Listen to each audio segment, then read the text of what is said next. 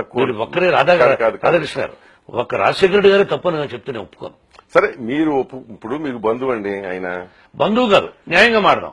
న్యాయంగా మాట్లాడేటట్టు ఒక బంధువు అంటే ఒక్క నిమిషం సార్, బంధువు అంటే నాకు బంధువు అయిన తర్వాత మోహన్ బాబు ఆయన బంధువు అయ్యావు, నువ్వేమి తీసుకున్నావు, నీకు ఒక 10 ఎకరాలు తీసుకున్నావా, 2000 ఎకరాలు తీసుకున్నావా?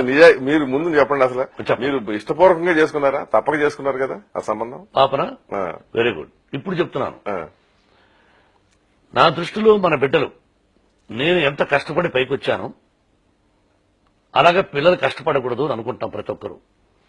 నాకెప్పుడు నేను చూసిన అమ్మాయిని పెళ్లి చేసుకోవాలనే సిద్ధాంతం నాది. సహజం.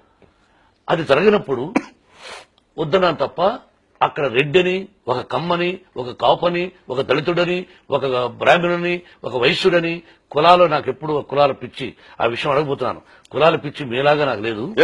ఉందిలేండి, విన్నాను, విన్నానులేండి, చెప్పనండి ఆ విధంగా చెప్పనండి. ఆ రోజున అందుకని వద్దన్నాను. ఆ తర్వాత ఇక పెద్దలందరూ ఓకే అన్నారు. నా మిత్రుడు వరప్రసాద్ రెడ్డి గారు, మా గురువు గారు రాజశేఖర గారు, ఏముందిరా ఇక వాడు ప్రేమించాడు పెళ్లి చేసుకోమని ఒప్పుకున్నాను. Today she is my second daughter.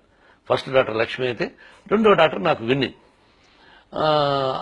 అలా చేసుకునే తప్ప కులాలు కాదు. కానీ మీకు కులపిచ్చి మీకు మీరు కమ్మ, నేనే కులం అని నా నోటి నుంచి బరువు చెప్పలా. నేను చెప్పలేదు. మీరేంటి నేనేంటని చెప్తాను.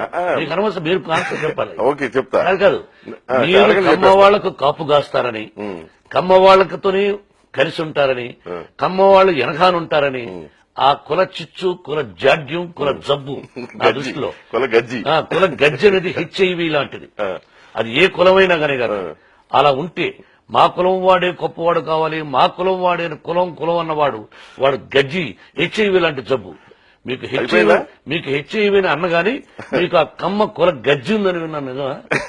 అయిపోయింది కదా.